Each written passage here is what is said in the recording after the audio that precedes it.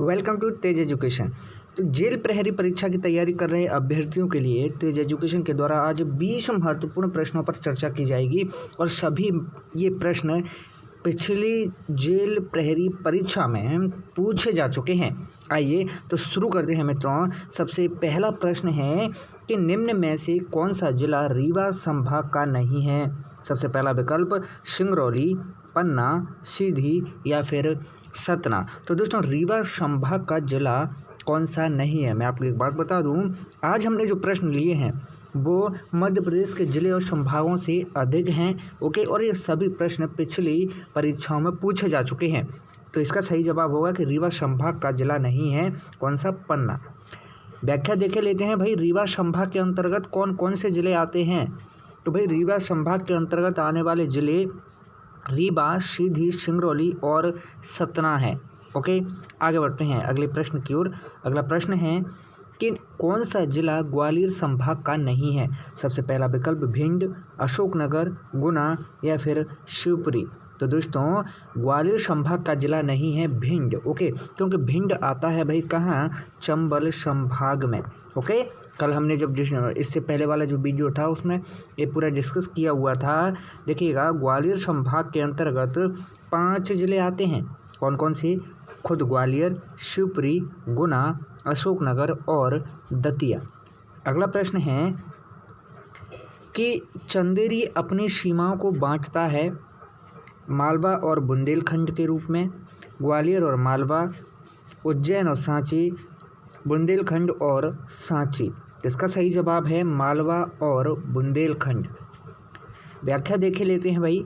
देखिएगा, चंदेरी मालवा और बुंदेलखंड की सीमा पर बसा हुआ है। चंदेरी क्यों जाना जाता है भाई? चंदेरी की साड़ियों के लिए प्रसिद्ध है।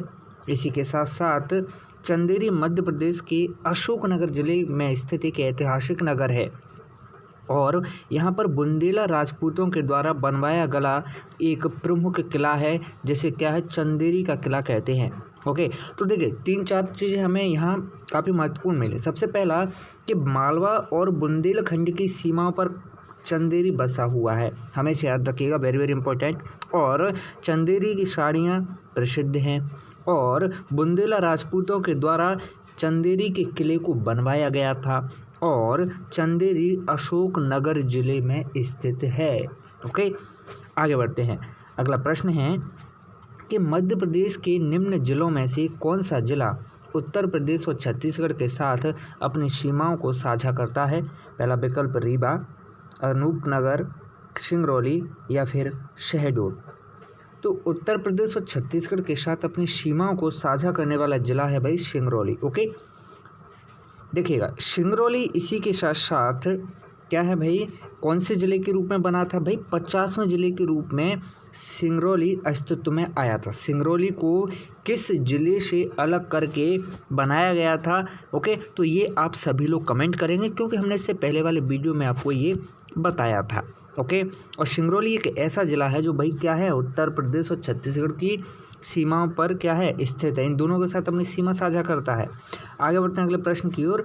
प्रश्न है कि कौन सा जिला भोपाल पुलिस के परिसर में नहीं है। सबसे पहला विकल्प सीहोर, छिंदवाड़ा, राजगढ़ या फिर विदिशा। भाई इसका सही जवाब है छिंदवाड़ा। ओके, आगे बढ़ते हैं। देखिए, मध्य प्रदेश के गठन के पश्चात 1956 में प्रशासन की दृष्टि से पूरे राज्य में 5 पुलिस रेंज बनाए गए थे। ओके, सबसे पहला पुलिस रेंज कौन सा है? Gwalior police range, Indore police range, Rewa police range, Jabalpur और रायपुर। ये 1956 की बात है। ओके, आगे बढ़ते हैं। अगला प्रश्न है कि कौन सा शहर मध्य प्रदेश के वाणिज्यिक राजधानी के रूप में जाना जाता है। सभी को पता होगा, आसान सा प्रश्न है। तो क्या है? इंदौर। इंदौर भाई वाणिज्यिक राजधानी के रूप में जाना जाता है, या फिर कहें आर्थिक राजधानी के रूप में जाना जाता है। और क्या खास है इंदौर के बारे में? तो इंदौर वाणिज्यिक राजधानी का गौरव तो प्राप्त किए हुए है। इसी के साथ साथ इंदौर को मिनी मुंबई भी कहते हैं और इंदौर को अहिल्या नगरी भी कहा जाता है। इसी के साथ साथ इंदौर को खेल राजधानी भी कहा जाता है। प्रश्न है कि कौन सा मध्य प्रदेश का प्राकृतिक क्षेत्र नहीं है। मध्य भारत का पठार, पश्चिमी पठार, सतपुड़ा और मैकाल क्षेत्र या फिर नर्मदा सोन घाटी। आप ये बताइएगा मध्य प्रदेश को कुल कितने प्राकृतिक क्षेत्रों में या प्राकृतिक भागों में बांटा गया है। तो देखिएगा पश्चिमी पठार जो है मध्य प्रदेश का प्राकृतिक क्षेत्र नहीं है। तो मध्य प्रदेश को कितने प्राकृतिक भागों में बांटा गया है भाई? 7 प्राकृतिक भागों में बांटा गया है। आगे बढ़ते हैं अगले प्रश्न की ओर। अगला प्रश्न है कि किस राज्य में गोंडवाना पर्वत स्थित है? सबसे पहला विकल्प मेघालय, ओडिशा, उत्तर प्रदेश या मध्य प्रदेश। तो गोंडवाना पर्वत स्थित है मध्य प्रदेश में। भूवैज्ञानिक दृष्टि से मध्य प्रदेश प्राचीनतम गोंडवाना लैंड का एक भाग है। ये प्रश्न पूछा जा चुका है। प्रश्न इस तरह से कि मध्य प्रदेश निम्न में से किस क्षेत्र का भाग है? ओके, तो गोंडवाना लैंड का भाग कौन है भाई? मध्य प्रदेश। ये प्रश्न पूछा जा चुका है परीक्षाओं में 2 से 3 बार। आगे बढ़ते हैं। प्रश्न है कि कौन सा पठार पश्चिमी मध्य प्रदेश के लगभग पूरे हिस्से को ढकता है? मालवा का पठार या फिर बरार, शिवपुरी या फिर मुरैना। तो पश्चिमी मध्य प्रदेश के लगभग पूरे हिस्से को जो ढकता है वो पठार है मालवा का पठार। तो एक बार क्लियर होती है मालवा का पठार किधर है? मध्य प्रदेश के पश्चिमी क्षेत्र में।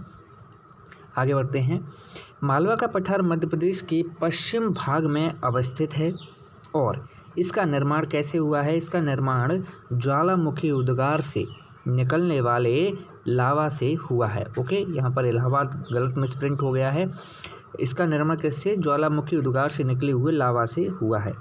अगला प्रश्न है कौन सा स्थान मध्य प्रदेश में नहीं है? सबसे पहला विकल्प ग्वालियर का किला, ओंकारेश्वर मंदिर, सोमनाथ मंदिर या फिर बांधवगढ़ राष्ट्रीय उद्यान। तो मध्य प्रदेश में नहीं है सोमनाथ मंदिर। भाई सोमनाथ मंदिर कहाँ है? कमेंट कीजिएगा। तो सोमनाथ मंदिर है दोस्तों कहाँ? गुजरात में। आगे बढ़ते हैं। प्रश्न है कि मध्य प्रदेश को एक और किस नाम से जाना जाता है? बाघ राज्य, भालू राज्य, हाथी राज्य या खरगोश राज्य। तो मध्य प्रदेश को हृदय प्रदेश भी कहते हैं और सोया प्रदेश भी कहते हैं और बाघ राज्य भी कहते हैं। विस्तृत रूप से देखे लेते हैं। देखिएगा इसे टाइगर स्टेट, हृदय प्रदेश, सोया स्टेट, नदियों का मायका कहा जाता है, लघु भारत भी कहा जाता है। इस तरह से मध्य प्रदेश के अनेकों नाम हैं। अगर मैं आपसे कहूँ मध्य प्रदेश में भोपाल को राजधानी कब बनाया गया और भोपाल से पहले मध्य प्रदेश की राजधानी क्या हुआ करती थी? तो कमेंट कीजिएगा। अगला प्रश्न है कि मध्य प्रदेश की सबसे बड़ी तहसील कौन सी है? पहला विकल्प है इंदौर, अजयगढ़, भोपाल या फिर दतिया। देखिए जेल प्रहरी 2015 में पूछा गया प्रश्न है। तो मध्य प्रदेश की सबसे बड़ी तहसील है दोस्तों इंदौर। देखिएगा इंदौर एक ऐसा जिला भी है, एक ऐसा शहर भी है और ऐसा जिला भी है जहाँ क्या है सबसे ज़्यादा पॉपुलेशन है। आगे बढ़ते हैं। तो वर्ष 2011 की जनगणना के अनुसार मध्य प्रदेश की कुल जनसंख्या इतनी, जो भारत की कुल जनसंख्या का 5.99% है। मध्य प्रदेश का इंदौर जिला सर्वाधिक जनसंख्या वाला जिला तो है ही है, लेकिन इसी के साथ साथ सर्वाधिक जनसंख्या वाली तहसील भी इंदौर ही है। अर्थात क्या है, जनसंख्या के हिसाब से अगर देखा जाए तो मध्य प्रदेश की सबसे बड़ी तहसील कौन है? इंदौर है। और सबसे बड़ा जिला भी कौन है? इंदौर है जनसंख्या के हिसाब से। आगे बढ़ते हैं। प्रश्न है कि मध्य प्रदेश में अधिकतम क्षेत्रफल का संभाग कौन सा है? ये प्रश्न भी जेल प्रहरी 2015 में पूछा गया है। तो इसका सही जवाब है जबलपुर। मध्य प्रदेश में अधिकतम क्षेत्रफल का संभाग कौन है? जबलपुर। आगे बढ़ते हैं अगले प्रश्न की ओर। अगला प्रश्न है कि मध्य प्रदेश मुख्य रूप से क्या है? घाटी, पहाड़, मैदान या फिर पठार। तो भाई मध्य प्रदेश है पठार। ओके, आगे बढ़ते हैं। मध्य प्रदेश मुख्य रूप से एक पठार है जो दक्षिण पठार का एक भाग है। वास्तविक रूप में देखा जाए तो उत्तर के मैदान और दक्षिण के पठार के बीच एक अवरोधक भूभाग कौन है? मध्य प्रदेश है। और इसके उत्तर में समतल उत्तरी विशाल मैदान है और उत्तर पश्चिम में राजस्थान में फैली हुई पश्चिमी मैदान स्थित है। गुजरात का मैदानी भाग पश्चिम में इसकी सीमा बनाता है। पूर्व में बघेलखंड का पठार है, तो दक्षिण में ताप्ती नदी को पार करने पर प्रायद्वीपीय पठार प्रारंभ हो जाता है। ये सारी चीज़ें हम मैप की सहायता से आपको जब विस्तृत रूप से डिटेल में आपको एमपीजी के कराई जाएगी, तब आपको बिल्कुल एक एक चीज़ एक एक कॉन्सेप्ट रटा देंगे, बिल्कुल मैप से कभी भी नहीं भूलेंगे। अभी ज़्यादा तनाव न लें अगर आपको नहीं भी पता है तब भी। ओके, आगे बढ़ते हैं। अगला प्रश्न है कि मध्य प्रदेश के उत्तर में स्थित राज्य कौन सा है। तो भाई ये तो आपने अगर मैप देखा है अच्छे से तो आप ऐसे सही कर पाओगे। मध्य प्रदेश के उत्तर में राजस्थान और यूपी है। ओके, अब कहें भाई नहीं, राजस्थान तो किधर है, उत्तर पश्चिम में है भाई, तो यहाँ पर ऑप्शन ही नहीं है। ऑप्शन ही हमारे पास इसी तरह के हैं, राजस्थान और यूपी। कुछ कुछ तो पड़ता है ना राजस्थान उत्तर में। आगे बढ़ते हैं। अगला प्रश्न है कि मध्य प्रदेश को पहले क्या कहा जाता था। तो मध्य प्रदेश को पहले मध्य प्रांत कहा जाता था। विस्तार रूप से देखते हैं भाई। स्वतंत्रता के पश्चात या स्वतंत्रता के समय मध्य प्रदेश नाम से कोई राज्य अस्तित्व में नहीं था। सन 1947 में राज्यों की जो श्रेणियां बनी थीं उनमें मध्य प्रदेश थी, स्टेट ए, स्टेट बी और स्टेट सी, इन 3 भागों में बटा हुआ था, जिनमें मध्य भारत प्रांत पार्ट बी में शामिल था। मध्य भारत कहाँ था, पार्ट बी में। और ये पश्चिम की रियासतों को मिलाकर बनाया गया था, जिसकी राजधानी 6 माह ग्वालियर रहा करती थी और 6 माह इंदौर रहा करती थी। आगे बढ़ते हैं।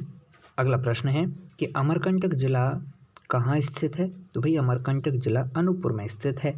और अनूपपुर देखिएगा, अनूपपुर में कहाँ, अमरकंटक अगर पूछ ले तो अनूपपुर जिले की पुष्पराजगढ़ तहसील में आता है। ओके, और यहाँ से मध्य प्रदेश की 3 नदियों का उद्गम होता है, नर्मदा नदी जिनमें प्रमुख है। आगे बढ़ते हैं। अगला प्रश्न है कि मध्य प्रदेश की पूर्व में स्थित 2 राज्य कौन से हैं। तो मध्य प्रदेश के पूर्व में स्थित 2 राज्य हैं, छत्तीसगढ़ और झारखंड। आगे बढ़ते हैं। अगला प्रश्न है कि मध्य प्रदेश का नाम किसने दिया। तो मध्य प्रदेश का नाम पंडित जवाहरलाल नेहरू ने दिया था। इसी के साथ साथ यह क्लास इस प्रश्न पर समाप्त होती है।